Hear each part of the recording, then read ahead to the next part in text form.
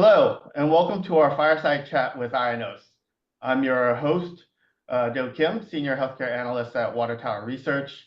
And today I'm joined by Jack Liu, the Director of Corporate Development at Ionos.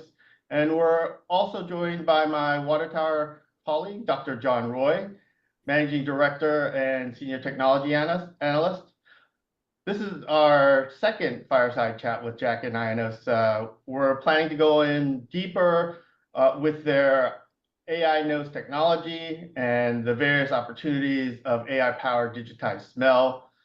We find that this topic is particularly relevant given that Ionos' recent collaboration agreements with two technology companies for using AI nose, and those are in industries outside of healthcare. So we're very delighted to have John co-moderating this fireside chat, as his expertise will be extremely invaluable in steering this conversation toward what we think tech investors would care about. Welcome, John, first. Glad to have you here. Oh, great to be here. Really want to learn what Ionos is doing. Fantastic.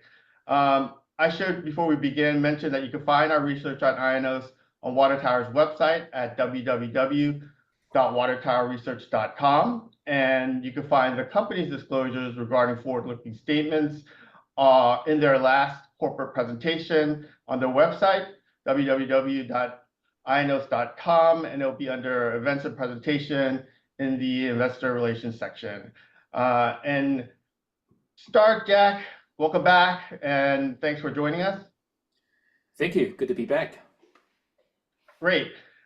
Maybe we could begin by just having you remind us what the underlying technology for AI nose and how it fits in this field of AI-powered sensing. Sure. So AI has already mastered vision, hearing, even touch, but smell, I think that's one of the last missing pieces, and that's where our technology AI nose comes in. We are developing AI nose to digitize scent into smell ID. It's kind of like Face ID, but for scent. So within AI nose, the sensor array captures airborne chemical signatures. These are semiconductor MEMS sensors, so super small, so we can make the devices very, very small and portable. Then our AI system processes these signals and classify them in real time so that AIs and machines can better understand their environment through scent. This is very revolutionary smell tech. This is a new class of AI-powered sensing. Just like vision transforms your phone, your car, or factory robots, we think digitized scent will unlock major opportunities in healthcare, industrials, robotics, and more. We believe the era of AI smell is here, and this is the smell tech's ChatGPT moment. That all sounds extremely promising. So what areas that you mentioned are you developing AI nose, and what are some of the other industries that could benefit from it? Sure. So AI nose was first developed for a healthcare use case, but we always believe that this technology can have very, very broad use cases beyond healthcare. So now we're focusing on three verticals: healthcare, industrials, and robotics. So right now in healthcare, we're developing a product called Ionos Flora. This is for women's health test that uses scent to detect women's vaginal health issues. It works in clinics or at home, and the process will take just a few minutes. So right now we are currently running clinical studies for our second generation Flora in Taiwan. We are also piloting a senior care application in Japan with our partners there. AI nose will monitor scent changes tied to bowel movement of these senior people, helping the caregivers respond faster and reduce manual workload. Why we pick Japan? The country's population is aging very quickly, so there's very strong demand for senior care, but not enough caregivers in the country. So right now, we're working with one of the country's largest senior care operators in Japan to deploy this into their facilities. In the industrial sectors, our AI nose aims to detect scent anomalies like solvent emissions or chemical leaks that could impact safety or production quality, or even contribute to new product technology development, as we will do with our partners in the semiconductor industry. So right now, we're partnering with world's #1 chip packaging and testing company. Now, chip manufacturing is very chemical intensive, so scent monitor is a big topic for these chip makers, and we're very happy to be able to help them on this front. Lastly, in robotics, so we recently partnered with Yugo. This is a Japanese company. Their service robots will use AI nodes to detect hygiene issues, gas leaks, or other environmental changes, especially useful in labor shortage environments like Japan. So Yugo is a leading service robot company in Japan. Their robots are already deployed in many Japanese sectors facing worker shortages. For example, security controls, patrols, inspection tasks in office buildings, data centers, manufacturing plants, and public facilities. So their machines are there running. So our job is to elevate their sensing capabilities. Why we pick Japan for robotics? It's actually a big market for robotics. Japan produces roughly about 38% of the world's robots. So within healthcare, smart manufacturing, and robotics, we believe there are many untapped use cases. So looking further down, we see strong potential in, for example, industrials, environmental monitoring, or even food safety. Basically anywhere digitizing scent can play a role in quality or risk. We previously discussed your elderly care partnership in Japan, but these other two partnerships are more recent. Could you provide maybe a little more detail on those collaborations? Sure. So these two partnerships, we announced them last month. They're really new. So for the semiconductors, we're partnering with ASE. This is the world's largest semiconductor packaging and testing company. So we plan to integrate our AI nodes into their smart factory platforms. It will be an AI-powered scent monitor systems that can help them improve on predictive maintenance, environmental monitoring, and process optimizations. So AI nodes fits right into our customers' AI-driven smart manufacturing and sustainable manufacturing roadmap. They've been trying to push smart manufacturing for a very, very long time, for nearly 14 years to be exact. So we both believe that scent is a very under-discovered manufacturing data that we can tap into. Jumping into the robotics, Yugo is Japan's largest service robot company by market share. So they will embed AI nodes into Yugo service robots. These robots will be able to detect scents related to waste, cleaning needs, or even environmental threats. These will substantially elevate Yugo's robot value in patrol, inspection, security, and even healthcare. So we believe this partnership will create the first ever robot with a sense of smell. So both partnerships show that AI knows our product in moving from lab to real world deployment with a clear commercial potential. So I would also like to take this opportunity to show our product. As you can see here, this is the product we will use for both the ASE opportunities and the Yugo partnerships. It's a very portable scent monitoring device that we'll looking to deploy in volumes. That's fascinating. And thank you for that initial background. Right now, I'd like to hand it off to John. He'll dive more into the tech and industry applications. John? Thanks, Joe. So Jack, real quick, what is iKnow's experience in AI? I mean, how long have you been at it? Sure. So AI knows this technology is actually a evolving technology with nearly 13 years of R&Ds. So as I said before, AI knows was first developed for medical device. Our first use case was for testing pneumonia for critical care patients. And then we pivot the use case, expand to women's health, that is iNose Flora, and most recently senior care in Japan.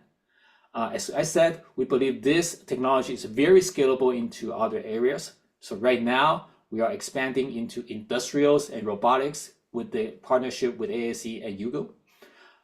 AI knows this is a smell tech platform that combines the hardware and the AI to generate insights from analog signals like scent. This is something that, this is a data that is completely invisible and really has been underdiscovered or underutilized. So we're moving from concept to real world deployment, and that's what sets us apart from some of the competitors. Great. So obviously data in AI is critical. How long have you been collecting this sense data and smell data? And does that give you really an edge? Yeah. So yeah, I mean, AI Nose has been collecting digital scent data for over a decade, like I said, nearly 13 years. We were first using breath pneumonia samples from the ventilated patients. And then we evolved to the vaginal infection samples for women, that is iNose Flora. And now we are testing samples of bowel movements for senior health. And now we're going into industrial samples and even everyday products, for example, bananas, apples, even coffees. So these encompass healthcare, industrials, and environmental samples. This gives us our very unique proprietary data set that is very difficult to replicate in our opinion. On top of that, we built a growing patent portfolio covering scent, AI classification, sensing, hardwares. So together, this gives us a powerful moat in this space. Great. Now, when we look at it, are you really solving a kind of a classic AI type problem?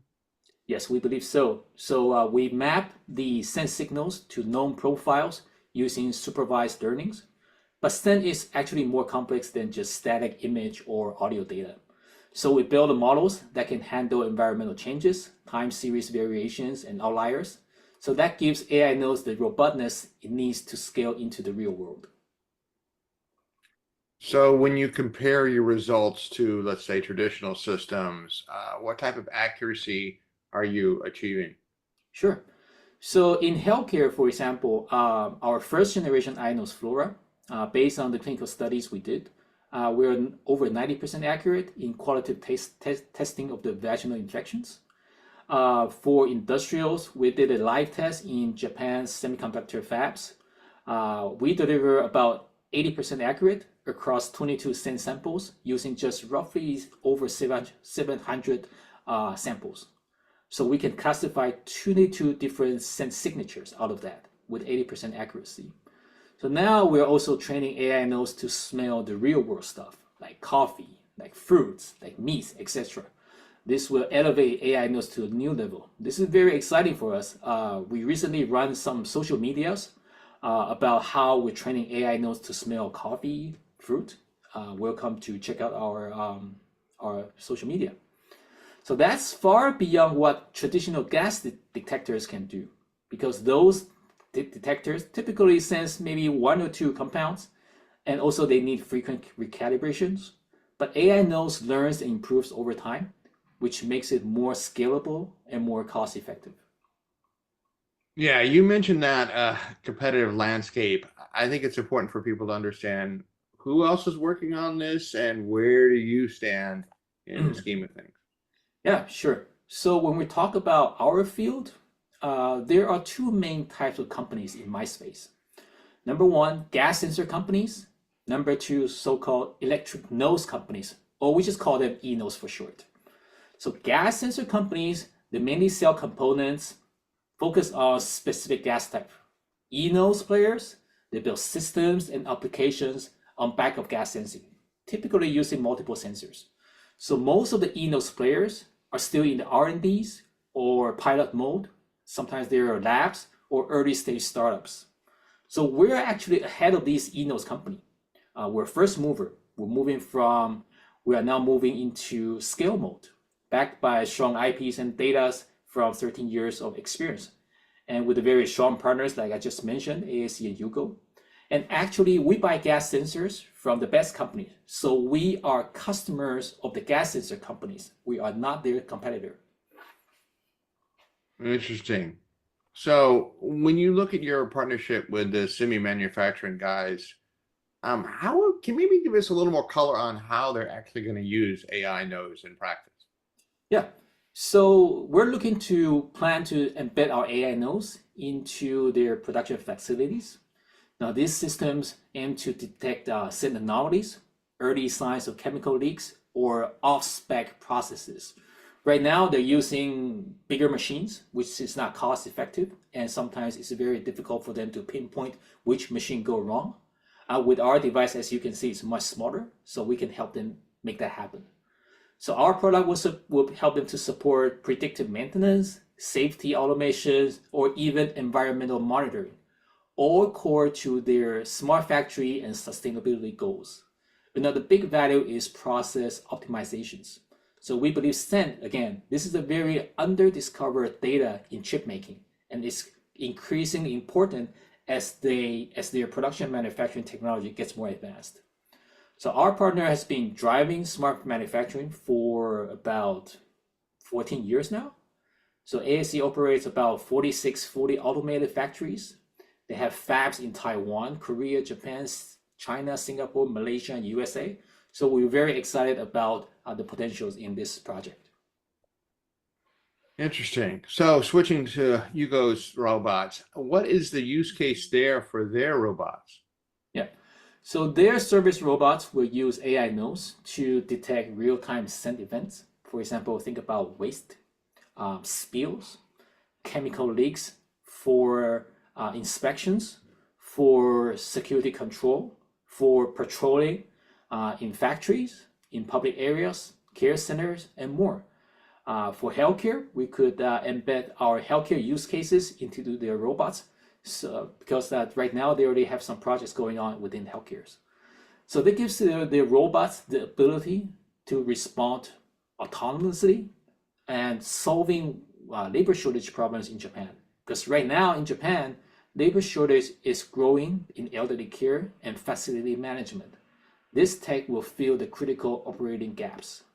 Roughly a third of Japan's population age 65 or more, and staff shortage is a major problem within that country. Well, you've mentioned a number of use cases to kind of cut to the chase. How big is the market for eNodes and iNodes? Yeah.